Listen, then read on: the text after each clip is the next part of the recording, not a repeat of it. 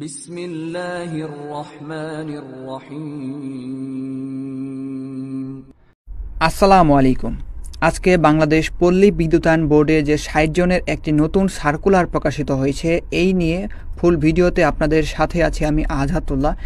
এছাড়াও এই ফুল ভিডিওতে যা থাকবে, কোন পদে কতজন লোক নিয়োগ নেওয়া হবে, কারা আবেদন করতে পারবেন, কিভাবে আবেদন করতে হবে, আবেদনের ফি কত টাকা এবং কিভাবে পেমেন্ট করবেন, এই নিয়ে বিস্তারিত থাকবে ভিডিওতে। তাই ভিডিওটি না টেনে ধৈর্য সহকারে শেষ পর্যন্ত দেখুন। আর ভিডিওর কোনো জায়গায় বুঝতে প্রবলেম হলে অবশ্যই আমাকে কমেন্টস করে জানাবেন। এছাড়াও বেশি প্রবলেম হলে ভিডিওর ডিসক্রিপশন বক্সে আমার ফেসবুকের লিঙ্ক দেওয়া থাকবে, আপনারা চাইলেও সেখানে গিয়ে আমার সাথে যোগাযোগ করতে পারেন। আপনাদের সমস্যা সমাধানের চেষ্টা করব ইনশাআল্লাহ। সো প্রথমে আমরা এটির সার্কুলার দেখে নিই। সো এটি হচ্ছে বাংলাদেশ পল্লী বিদ্যুতায়ন বোর্ডের সার্কুলার, যেখানে এটি হচ্ছে রাজস্ব খাতের নিয়োগ বিজ্ঞপ্তি। এখানে আপনাকে অনলাইনের মাধ্যমে আবেদন করতে হবে। এছাড়াও এখানে কিন্তু আপনি নারী পুরুষ উভয়ে আবেদন করতে পারবেন এবং এখানে কিন্তু আপনি বাংলাদেশের সকল জেলা থেকে সকল প্রার্থীরা কিন্তু এখানে আপনি আবেদন করতে পারতেছেন।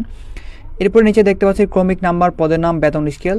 এরপরে শিক্ষা আপনার পদসংখ্যা এখানে কম বেশি হতে পারে এবং এখানে বয়সসীমা দেওয়া আছে সর্বোচ্চ 30 বছর পর্যন্ত আর সাধারণ শিক্ষার্থীদের ক্ষেত্রে, এবং এখানে শিক্ষাগত যোগ্যতা সহ অভিজ্ঞতা দেওয়া আছে। সো প্রথম যে পদ সেটি হচ্ছে সহকারী সচিব, যেটা হচ্ছে অথবা আপনাকে সহকারী পরিচালক প্রশাসন বিভাগের, যেটির গ্রেড হচ্ছে 9তম গ্রেড, যেটির বেতন হচ্ছে 22,000 থেকে 53,060 টাকা পর্যন্ত। এখানে পদসংখ্যা হচ্ছে মোট 16টি পদ এবং এখানে শিক্ষাগত যোগ্যতা হচ্ছে যে কোনো স্বীকৃত বিশ্ববিদ্যালয় থেকে কলা, সামাজিক বিজ্ঞান, আইন, ব্যবসায় প্রশাসন বা বিজ্ঞান অনুষদভুক্ত যে কোনো বিষয়ে আপনাকে প্রথম শ্রেণী বা সমমান সিজিপিএ নিয়ে আপনাকে স্নাতকোত্তর বা মাস্টার্স ডিগ্রি আপনাকে কমপ্লিট করতে হবে, অথবা দ্বিতীয় শ্রেণী বা সমান সিজিপিএ নিয়ে আপনাকে স্নাতক কমপ্লিট করতে হবে। এখানে প্রথম শ্রেণী বা সমান সিজিপিএ বলতে মূলত 3 পয়েন্টের উপরে বোঝায় এবং আপনার সেকেন্ড ক্লাস বলতে 2.25 থেকে 2.99 পর্যন্ত এই পয়েন্টকে মূলত সেকেন্ড ক্লাস হিসেবে বিবেচনা করা হয়। এক্ষেত্রে অবশ্যই মাস্টার্সে আপনাকে ফার্স্ট ক্লাস পেতে হবে এবং অনার্সে আপনাকে অবশ্যই এখানে সেকেন্ড ক্লাস পেতে হবে। সেক্ষেত্রে কিন্তু এখানে আপনি আবেদন করতে পারবেন, অথবা আপনাকে 4 বছর মেয়াদি যে ন্যূনতম দ্বিতীয় বিভাগের সমান সিজিপিএ নিয়ে আপনাকে সম্মান বা অনার্স আপনাকে কমপ্লিট করতে হবে। এছাড়াও কোনো পরীক্ষায় যদি আপনি তৃতীয় বিভাগ পেয়ে থাকেন সেক্ষেত্রে কিন্তু এখানে আপনি আবেদন করতে পারবেন না। এরপরে 2 নম্বর পদটি হচ্ছে ফিল্ড গবেষণা কর্মকর্তা, যেটির গ্রেড হচ্ছে 9তম গ্রেড। পদসংখ্যা আছে 1টি। শিক্ষাগত যোগ্যতা হচ্ছে যে কোনো স্বীকৃত বিশ্ববিদ্যালয় থেকে অর্থনীতি বা পরিসংখ্যানে প্রথম শ্রেণী বা সমান সিজিপিএ নিয়ে আপনাকে স্নাতকোত্তর ডিগ্রি অথবা দ্বিতীয় শ্রেণী বা সমমান সিজিপিএ নিয়ে মূলত আপনাকে স্নাতক বা অনার্স আপনাকে কমপ্লিট করতে হবে এবং এখানে অবশ্যই পূর্বের মতনই আপনাকে অবশ্যই তৃতীয় শ্রেণী পেলে কিন্তু আপনি এখানে আবেদন করতে পারবেন না। বা এরপর দেখতে পাচ্ছেন 3 নম্বর পদ, সেটা হচ্ছে সহকারী প্রোগ্রামার। এটা হচ্ছে 9তম গ্রেডের চাকরি এবং পদসংখ্যা হচ্ছে এখানে 1টি। শিক্ষাগত যোগ্যতা এখানে আপনাকে অবশ্যই স্বীকৃত বিশ্ববিদ্যালয় থেকে কম্পিউটার বিজ্ঞান বা কম্পিউটার প্রকৌশলী বা ইনফরমেশন অ্যান্ড কমিউনিকেশন টেকনোলজি বিষয়ে আপনাকে 4 বছরের যে কোর্স সেটা আপনাকে অবশ্যই কমপ্লিট করতে হবে অনার্স, এবং অবশ্যই আপনাকে রেজাল্ট থাকতে হবে সেকেন্ড ক্লাস বা সমমান সিজিপিএ বলতে 2.25 থেকে 2.99 পর্যন্ত এই পয়েন্টের মধ্যে আপনাকে থাকতে হবে, এর উপরে থাকতে হবে। সেক্ষেত্রে কিন্তু এখানে আপনি আবেদন করতে পারবেন। এছাড়াও যে কোনো স্বীকৃত পেশাদার কম্পিউটার সোসাইটির সহযোগী সদস্য হতে হবে। এছাড়াও অভিজ্ঞতার মধ্যে দেওয়া আছে 3 নম্বরে কম্পিউটার প্রোগ্রামের স্ট্যান্ডার্ড অ্যাপটিটিউড টেস্টে আপনাকে উত্তীর্ণ হতে হবে। সেক্ষেত্রে এখানে আপনার চাকরিটা হবে। এরপরে দেখতে পাচ্ছেন 4 নম্বরে দেওয়া আছে কম্পিউটারের সিস্টেম অ্যানালাইসিসে আপনাকে দক্ষ থাকতে হবে। সেক্ষেত্রে কিন্তু এখানে আপনি আবেদন করতে পারবেন 3 নম্বর পদে। এবং 4 নম্বর পদটি হচ্ছে সহকারী GIS স্পেশালিস্ট, যেটা হচ্ছে 9তম গ্রেডের চাকরি। এখানে পদসংখ্যা হচ্ছে 2টি। এখানে শিক্ষাগত যোগ্যতা হচ্ছে যে কোনো স্বীকৃত বিশ্ববিদ্যালয় হইতে জিওগ্রাফিক্যাল ইনফরমেশন সিস্টেমে নগর ও অঞ্চল পরিকল্পনা, এছাড়াও ইলেকট্রিক ইঞ্জিনিয়ারিং অথবা পানি সম্পদ ইঞ্জিনিয়ারিং, সিভিল ইঞ্জিনিয়ারিং, কম্পিউটার প্রকৌশলী বা ভূগোল নিয়ে আপনাকে অবশ্যই স্নাতক সম্মান বা স্নাতক ডিগ্রি কমপ্লিট করতে হবে। এছাড়াও এখানে দেখতে পাচ্ছেন যে কোনো পরীক্ষা যদি আপনি তৃতীয় বিভাগ পেয়ে থাকেন সেক্ষেত্রে কিন্তু এখানে আপনার আবেদন করার প্রয়োজন নেই।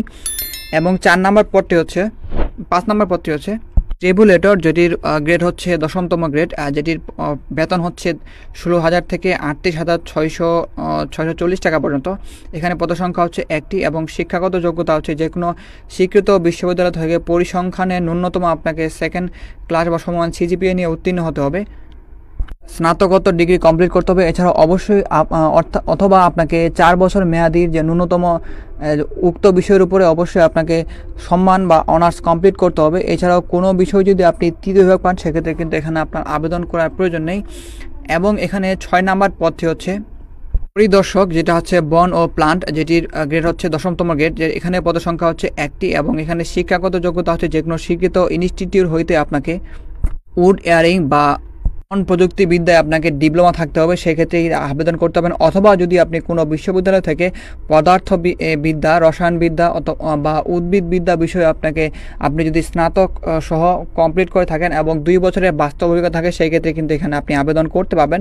এবং 7 নাম্বার হচ্ছে হিসাব রক্ষক, যেটির পদসংখ্যা এখানে গ্রেড হচ্ছে 12তম গ্রেড। 12তম গ্রেডের বেতন হচ্ছে 11,300 থেকে 27,300 টাকা পর্যন্ত। এবং এখানে পদসংখ্যা হচ্ছে 10টি এবং এখানে শিক্ষাগত যোগ্যতা হচ্ছে যে কোনো স্বীকৃত বিশ্ববিদ্যালয় হতে বাণিজ্যিক বিষয়ে আপনাকে অবশ্যই স্নাতকোত্তর ডিগ্রি, এছাড়াও অবশ্যই আপনাকে উক্ত বিষয়ে 4 বছর মেয়াদি যে স্নাতক কোর্স সেটা বা সম্মান কোর্স সেটা কিন্তু আপনাকে কমপ্লিট করতে হবে। সেই ক্ষেত্রে কিন্তু আপনি এখানে সহকারী হিসাব রক্ষকে আবেদন করতে পারবেন।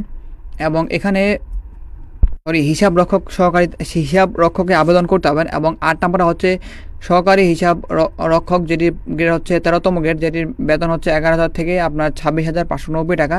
এখানে পদসংখ্যা হচ্ছে 10টি এবং এখানে শিক্ষাগত যোগ্যতা যে কোনো স্বীকৃত বিশ্ববিদ্যালয় থেকে বাণিজ্যিক অনুষদ থেকে আপনাকে দ্বিতীয় বিভাগের সমান সিজিপি নিয়ে স্নাতক ডিগ্রি কমপ্লিট করতে হবে। এরপরে 10 নাম্বার হচ্ছে লাইব্রেরি টেকনিশিয়ান, যেটির গ্রেড হচ্ছে 13তম গ্রেড এবং পদসংখ্যা হচ্ছে এখানে 2টি এবং শিক্ষাগত যোগ্যতা হচ্ছে যে কোনো স্বীকৃত ইনস্টিটিউট থেকে আপনাকে উড টেকনোলজি ডিপ্লোমা, এছাড়াও অথবা যদি আপনি কোনো স্বীকৃত প্রতিষ্ঠান থেকে উদ্ভিদবিদ্যা, বনবিদ্যা অথবা রসায়নে আপনি স্নাতক ডিগ্রি কমপ্লিট করে থাকেন সেক্ষেত্রে কিন্তু এখানে আপনি আবেদন করতে পারবেন। এবং 10 নাম্বার হচ্ছে ওয়্যারলেস টেকনিশিয়ান বা ওয়্যারলেস মেকানিক, যেটার গ্রেড হচ্ছে 14তম গ্রেড, বেতন হচ্ছে 10,200 থেকে 24,680 টাকা পর্যন্ত। একে পদসংখ্যা হচ্ছে 3টি এবং শিক্ষাগত যোগ্যতা হচ্ছে যে কোনো স্বীকৃত বোর্ড থেকে উচ্চ মাধ্যমিক বা এইচএসসি আপনাকে কমপ্লিট করতে হবে। এছাড়াও সরকারি বা আধা সরকারি প্রতিষ্ঠানে যে কোনো প্রতিষ্ঠানের আপনাকে টেলিফোন সংস্থা অথবা mobile phone operator, split test transmitter ও মেরামতে অবশ্যই আপনাকে 5 বছরের বাস্তব অভিজ্ঞতা সম্পন্ন থাকতে হবে। সেক্ষেত্রে কিন্তু এখানে আপনি আবেদন করতে পারবেন। এছাড়াও 11 নম্বর পদটি হচ্ছে উচ্চমান সহকারী, যেটার গ্রেড হচ্ছে 14তম গ্রেড এবং এটির পদসংখ্যা হচ্ছে একটি। শিক্ষাগত যোগ্যতা দেওয়া আছে যে কোনো স্বীকৃত বিশ্ববিদ্যালয় থেকে দ্বিতীয় বিভাগের সমান সিজিপি আপনি উত্তীর্ণ হলে এখানে আবেদন করতে পারেন। এখানে কোনো বিষয়ের প্রয়োজন নেই, আপনি ডিগ্রি কমপ্লিট করতে পারলে এখানে কিন্তু আপনি আবেদন করতে পারবেন, এখানে কোনো অভিজ্ঞতার প্রয়োজন হয় না। এরপর দেখতে পাচ্ছেন পরে হচ্ছে 12 নম্বর পদ, যেটি হচ্ছে কেশিয়ার, যেটির গ্রেড হচ্ছে 14তম গ্রেড এবং এটির পদসংখ্যা হচ্ছে একটি। এখানে যে কোনো বিশ্ববিদ্যালয় থেকে বাণিজ্যিক বিভাগের 2য় শ্রেণী বা সমান সিজিপি নিয়ে উত্তীর্ণ হলে কিন্তু এখানে আপনি আবেদন করতে পারবেন। আর এই পদে যারা টিকবেন তাদেরকে অবশ্যই সরকার কর্তৃক নির্ধারিত যে জামানতের টাকা সেটা কিন্তু আপনাকে এখানে পেমেন্ট করতে হবে, সেই ক্ষেত্রে কিন্তু এখানে আপনার চাকরিটা হবে এবং চাকরির ক্ষেত্রে অবশ্যই আপনাকে এখানে জামানত দিতে হবে। এরপরে 13 নম্বর পদটি হচ্ছে ড্রাফটসম্যান, যেটির পদসংখ্যা হচ্ছে এখানে 4টি এবং এটি হচ্ছে 15তম গ্রেড, বেতন হচ্ছে 9,700 থেকে 23,490 টাকা পর্যন্ত। এবং এখানে আপনি যে কোনো শিক্ষিত ইনস্টিটিউট থেকে আপনাকে উচ্চ মাধ্যমিকে এইচএসসি কমপ্লিট বা ভোকেশনাল থেকে কমপ্লিট করতে পারেন। এছাড়াও আপনাকে অটো সিএডি বা অনুরূপ কোনো প্রোগ্রামের নকশা বাস্তব অভিজ্ঞতা সম্পন্ন থাকতে হবে, সেক্ষেত্রে কিন্তু এখানে আপনি আবেদন করতে পারবেন ড্রাফটসম্যানে। এরপরে দেখবেন 14 নম্বর পদ, যেটি হচ্ছে কম্পিউটার মুদ্রাক্ষরিক বা অফিস সহায়ক, যেটির পদসংখ্যা হচ্ছে 60টি। এটা হচ্ছে 16তম গ্রেডের চাকরি এবং এটির শিক্ষাগত যোগ্যতা হচ্ছে যে কোনো স্বীকৃত বোর্ড থেকে ন্যূনতম আপনাকে 2য় শ্রেণী বা সমমান জিপিএ নিয়ে আপনাকে উচ্চ মাধ্যমিক এইচএসসি কমপ্লিট করতে হবে। অবশ্যই আপনাকে এটা সমমান হচ্ছে আপনাকে অবশ্যই 3 পয়েন্টের উপরে পেতে হবে, সেক্ষেত্রে কিন্তু এখানে আপনি আবেদন করতে পারবেন। এবং কম্পিউটার পিছনে দক্ষতা থাকতে হবে এবং আপনার কম্পিউটারে টাইপিং স্পিড সেটা থাকতে হবে বাংলাতে 20 এবং ইংরেজিতে 20 থাকতে হবে। এবং সর্বশেষ যে পদ সেটি হচ্ছে সোলার ইন্সপেক্টর, যেটির গ্রেড হচ্ছে 16তম গ্রেড, যেটির পদসংখ্যা হচ্ছে এখানে 4টি এবং এখানে যে কোনো স্বীকৃত প্রতিষ্ঠান থেকে আপনি যদি এসএসসি বা ভোকেশনালের সমমান কমপ্লিট করে থাকেন এবং অবশ্যই আপনাকে জেনারেল ইলেকট্রিশিয়ান বা দ্বিতীয় বিভাগের সমমান সিজিপি নিয়ে আপনাকে উচ্চ মাধ্যমিক বা ভোকেশনালে আপনাকে এইচএসসি কমপ্লিট করতে হবে, সেক্ষেত্রে কিন্তু এখানে আপনি আবেদন করতে পারবেন। সো এই ছিল মূলত বাংলাদেশ পল্লী বিদ্যুতায়ন বোর্ডের যে পদসংখ্যা, আপনাদের শিক্ষাগত যোগ্যতা থেকে শুরু করে অভিজ্ঞতা বিস্তারিত এখানে বলে দিলাম। এখন আপনাদের দেখাবো নিচে কিছু শর্ত দেওয়া আছে। শর্তের মধ্যে প্রথমে যে শর্ত, এখানে কিন্তু অবশ্যই আপনাকে অনলাইনের মাধ্যমে আবেদন করতে হবে এবং এটার লিঙ্ক কিন্তু আপনি আমার ভিডিওর ডিসক্রিপশন বক্সে পেয়ে যাবেন। সেখানে ক্লিক করলে ডিরেক্ট আপনি এই যে আবেদন সেখানে চলে যেতে পারবেন এবং সেখানে গিয়ে ডিরেক্ট আপনি আবেদন শুরু করতে পারবেন। এরপরে দেখতে পাচ্ছেন নিচে আপনার এখানে আবেদনের সময়সীমা। আবেদন শুরু হয়েছে আপনাদের এখানে 12/11/2024 সালে সকাল 10টার পর থেকে আবেদন শুরু হয়েছে এবং আবেদন চলবে হচ্ছে আপনাদের 11 ডিসেম্বর 2024 সালে বিকেল 5টা পর্যন্ত এখানে আপনি অনলাইনের মাধ্যমে আবেদন করতে পারবেন।